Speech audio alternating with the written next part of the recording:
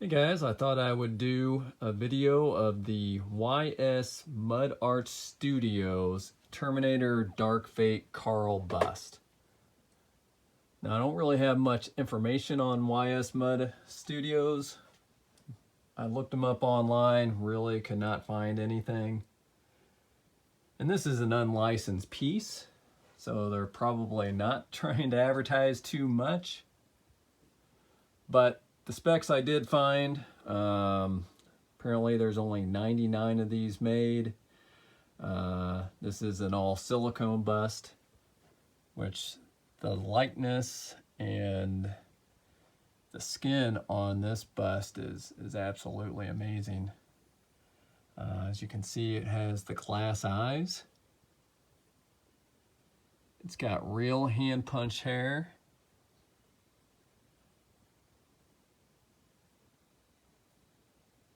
As far as material, it's kind of the top-notch stuff that you would see with some of these silicone busts that are coming out these days. Now, as I mentioned, they said it was, or at least the article I read said limited it to 99 pieces. Let's just talk about how this was sent to me. Regular cardboard box. No markings at all on the box. There was kind of a custom foam-like protection thing specifically built to fit this bust. So that was pretty nice. It wasn't strapped in like you typically see on a Queen Studios piece, but still it was secure.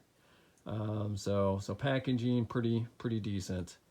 But there's nothing else in there, nothing mentioning 1 in 99, nothing talking about Dark Fate, nothing talking about who produced it or anything. So I think that's the kind of first miss. It would have been nice if they would have included just a little something. And then numbering wise, I mean, it could be as simple as someone writing on the box, which I've seen with many collectibles, and on the base, someone could have painted on 15 of 99, but you don't see any of that. Let's start with the actual base of this piece. I do appreciate that they did take the time to create a base. It's pretty simple in design. My first complaint with the base is it came with some pretty big scratches in it. I don't know how well this camera is picking it up, but there's multiple areas that were scratched up, and the Terminator himself kind of covers the top there, but there's like all sorts of, like, I don't know what they use with paint or something kind of spilled on top. So I was a little disappointed with that. The base is pretty much hollow too. It's very light. But again, with a custom piece, sometimes you see, just a plain wood circle or square or whatnot. So I do appreciate that they did actually make something and put a little bit of a design on it. I mean, on a scale of 1 to 10, it's probably more like a 5. Now, of course, if I created it myself, I'd give it a higher score. But for a company that can create something like this, they can do better on the base. I mean, as you look at my T-1000 from Queen Studios, they put some real thought into the base, which, just gives it that extra nice touch. Also, the paint application, very simplistic. In fact, I've seen spray paint that looks almost exactly like this, and I'll be picking up some just to kind of fill the scratches. Next, let's move to the body. As far as material used, I mean, and this part of the scene, and if you're not familiar with Terminator Dark Fate, or kind of remember when he looked like this. This was right after the plane crashed and into the dam area. So most of these wounds were from fighting the Terminator, and of course the plane crash itself, I would imagine, could be a little rough on the body. At that juncture, he's only wearing a shirt, so they just did the regular shirt that he was wearing. You see multiple wounds, which some of these wounds are done well and some of them not so much. Like this wound, if I opened it up a little bit more, you know, you would see some of the unfinished resin. So I kind of keep the hole right there. This one's not done so great either. This one, on the other hand, there's just kind of like some mangled flesh. You see it in this one, and you see it in this one, which is actually very excellent. Unfortunately, a couple of years back, I had an accident with a spade bit, and yeah, it kind of gave a same mangled flesh look to my finger, unfortunately. So I think those couple of ones are done very well. This next one, I don't know if it's supposed to represent a bullet hole. It does kind of protrude out a little bit. Just another cut there. This is another one that they just have. Yeah, this cut is also not done too well. If you expose it anymore, you're going to see some of the unfinished resin, so I just keep it that way. If we move on to the back, you see a couple of more cuts. Actually, the one cut wasn't even, had a hole in the shirt. I had to make the hole there to show it. So I suggest if you do get this piece, check underneath the shirt. Make sure that all the areas they actually took the time to put battle damage is actually exposed, and you may have to open up a couple of holes. And I definitely had to rearrange a lot of these holes to kind of show the best detail of the battle damage they put in. One big complaint I do have with the body is this weird awkward angle. I have no idea why they have this weird slant to it. It just does not look natural. So if you're going to be displaying this bust where you've got a good look at the side all the time, you're not going to like it. It's best to have it displayed somewhere where you're looking at this from the front. Another big complaint, which I never saw pictures of the back of this bust, and I kind of see why now. Trying to shine a light in here so you can see, but yeah, look at that. All the way to the hairline, there's a big seam mark. I was really surprised to see that, to have such a quality piece that they kept a full seam in the back. For any of the people that will be displaying this where you can see it at a 360 view, are not going to be happy with that seam at all. Another miss is it would have been nice if they had a couple of different areas that had some deep gouges that actually exposed the endoskeleton underneath.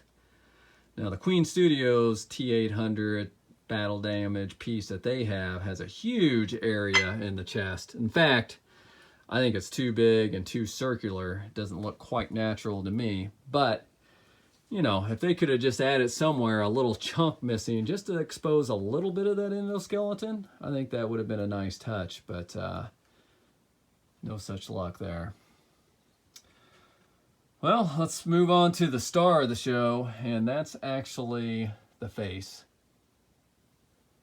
I guess we can start with the hand-punched hair. I think the beard looks really nice. Though I would say that Arnold can grow quite the thick beard, and this is probably only about 2/3 thickness of what Arnold really grows. It looks great, but they can definitely add it more thickness to really nail the likeness. Now the hair on top, it's really thick. I think they matched the color really nicely. And best of all, I don't think they put any product in the hair. If you look at this Queen Studios piece, I don't know if they have George McFly back there doing the hair, but there is just a ton of product. And I don't know if it's partially product, partially the hair they chose, but with the T-1000 and the Arnold bust, I think the hair is a little too dark. You can wash out the product, but I am not going through that. I'll just keep it as is. I mean, it looks good, but the decision to put all that product in the hair, no idea where that came from. Now, if we move on to the skin, that's one area on this bust that I think they absolutely nailed. Just look at the freckling that they put in the skin. The wrinkles. Looks really, really good. I mean, that's about as real as it gets. Just the coloring, the freckling, the wrinkles. I mean, they absolutely nailed the skin. I love the Queen Studios piece, and I think it looks ultra real, but there's still a little bit of that, I don't know, wax figure or something to that nature. I mean, this is probably a 9 out of 10. I don't really give 10 out of 10s, but this is a good 9.5. I think they just nailed the likeness of the skin. The eyes, I mean, very high quality eyes, just like the Queen Studios piece. Now, I do have a complaint that when I received this, there was like little bitty silicone pieces and like dry glue or silicone on the eyes in various areas. I actually had to take some tweezers and get in there and remove all those little bitty pieces. It looks fine now, but yeah, some of them were still connected to the bust. It was just, yeah, some of that final last touches to really get this thing to shine. They just didn't do. Now the cuts themselves, every one of these cuts kind of have this kind of bruising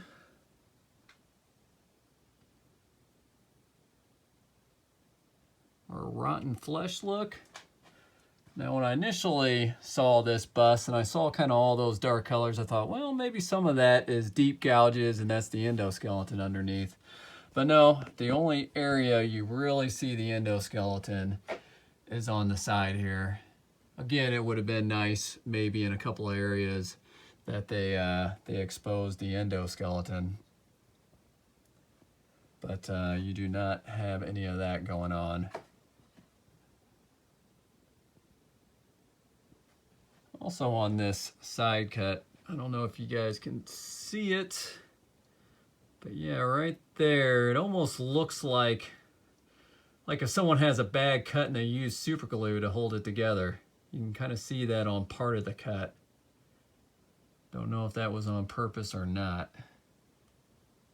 Well, actually, while I'm showing this side, another complaint I did have on the hair is I think whoever did the hair job got a little too aggressive with the shaver, kind of on this part here. Notice how it's very, very short. But if you look on this side, that hair is longer. Let's face it, Carl's a T-800. When he's shaving in the morning, he's shaving both sides pretty equal. So I would not expect to see one side shorter than the other. Again, 99% of the people are not going to notice, but so let's go with value. Now, like a lot of these silicone busts, these get shipped from overseas, and it costs around $500 just to have the bust shipped, which is no cheap thing. And all in all, this thing cost me just under $3,000. Which puts it a little cheaper than a Queen Studios piece, but not much more cheaper than what I paid for the T-1000. Now, I think the most important thing, the likeness of Carl / Arnold here is spot on. The rest of the bust, though, while good in a lot of areas, you know, Queen Studio really knocked it out of the park in really all the different areas. Also, let's face it, this is from Terminator Dark Fate, which the movie was okay. Big disappointment to a lot of the fans, because when you had Arnold on board, you had Sarah Connor coming back, you had Cameron being part of this, you had a huge budget. I think, you know, there was a lot of high hopes. It's hard to repeat any magic like they had in Terminator 2, but I'm not sure really what happened there. Too many cooks in the kitchen or something with the split directing. But anyhow, it was an okay movie. It's not the greatest movie. I think the more casual Terminator fans, of course, are going to look for something from T1 or T2, and not be looking for Dark Fate. Though on the flip side, I think we're going to see some new Silicone companies pop up, creating busts in the future. I think that's just the way that these busts are going. And if they do create a Terminator bust, it's going to be from Terminator 1, Terminator 2. This may be the only Carl Dark Fate Silicone bust out there. So value-wise, I don't see it going near as much as what a Queen Studios piece goes, but for that die-hard person like myself who wants to add a nice quality piece to my Terminator collection, and the lightness of having Old Arnie in here, I think it's definitely going to hold its value, and you know, probably even go up some down the road, because 5-10 years from now, you're not going to be able to get anything like this, at least for Terminator Dark Fate. Whereas I do think you will have an option down the road with the T-1000 and Arnold from Terminator 2, and hopefully I would see a good Terminator 1 silicone bust coming too. So there you have it, guys. I just wanted to give you guys an idea, if you were looking into this piece, what you would be getting. I really appreciate the other collectors out there taking the time to do reviews. A lot of my pieces that I have bought over the years have definitely come from just looking at these user reviews. So hope you guys enjoyed this. It was informative, and until next time. Hey guys, sorry for extending this video. I just wanted to mention on the inside of this battle damage, they do have a nice fleshy, kind of like almost if you looked in the inside of your mouth and shined a light down there, kind of that pinkish fleshy color, which looks great. But if you notice on the top there, there's that white piece, which looks like a piece of bone, but in reality the T-800 never had a bone. So I think it's a quality control issue. They should have painted that piece also, and if you looked on the other angle, you would see the same thing. Not as big, just a couple little bitty small white pieces that should be that same color. I also wanted to mention the size of this Terminator. It is 26 inches high by 16.5 inches wide and about 15.5 inches deep. It's a little deeper because of that odd angle mentioned before. Thanks again.